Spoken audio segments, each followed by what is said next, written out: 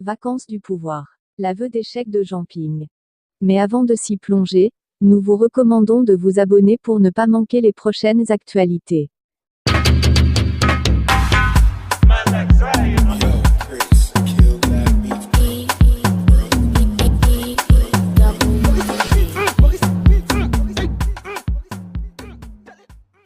Après plus de 2 ans passés à refuser de discuter avec son principal adversaire, parce que réclamant à corps et à cri sa victoire supposée à la présidentielle d'août 2016, le leader de la Coalition pour la Nouvelle République, CNR, place désormais la déclaration de la vacance du pouvoir au sommet de l'État au-dessus de sa revendication liée à l'hypothétique reprise du vote dans le 2e arrondissement de Libreville.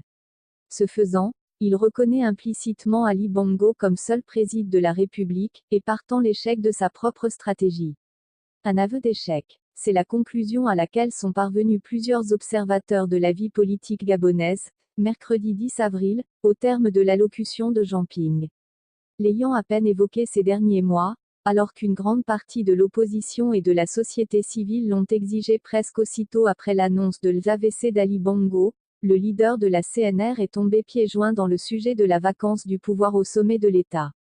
Après avoir tenté de l'éviter pour ne pas faire de la récupération, l'ancien candidat à la présidentielle d'août 2016 invite désormais les tenants du pouvoir à prendre leurs responsabilités devant Dieu et devant l'histoire pour la déclaration de la vacance du pouvoir dans l'esprit de la Constitution. Simple soutien à l'initiative de la plateforme, l'appel à agir, qu'il a rencontré en mars dernier, au résultat d'un examen de conscience. Certains penchent pour la seconde option et perçoivent dans le nouveau positionnement de Jean Ping la reconnaissance de ce que la stratégie adoptée ces 2 dernières années n'a pas conduit aux résultats escomptés.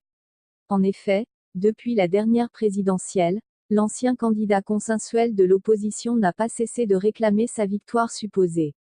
Il a refusé jusqu'alors tout ce qui avait trait au régime en place, notamment le dialogue d'Angondje et les dernières élections législatives et locales auxquelles sa coalition et lui-même ont refusé de prendre part pour ne pas légitimer le pouvoir d'Ali Bongo.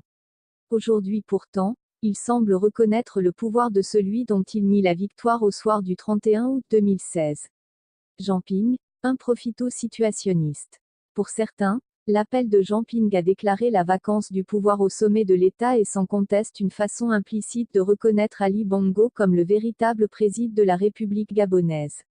L'ancien candidat à la dernière présidentielle s'y était fermement refusé jusque-là. Son combat, jusqu'à son allocution de mars dernier, avait été de faire accepter à la Cour constitutionnelle la reprise du scrutin de la présidentielle annulée dans la vingtaine des bureaux de vote du 2e arrondissement de Libreville ou la confrontation des procès-verbaux de la province du Haut-Ogooué. Une volonté de revenir dans le passé qui avait clairement montré que sa stratégie s'était essoufflée.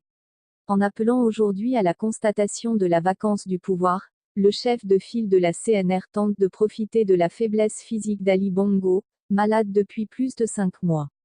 Tel un profito-situationniste, expression prisée par l'un de ses alliés, Alexandre Barraud-Chambrier, Jean Ping tente, selon certains observateurs, d'utiliser la faiblesse du chef de l'État à son profit. Au cours de sa sortie, il s'est d'ailleurs à nouveau positionné comme celui qui mettra les Gabonais à l'abri de la peur et du besoin.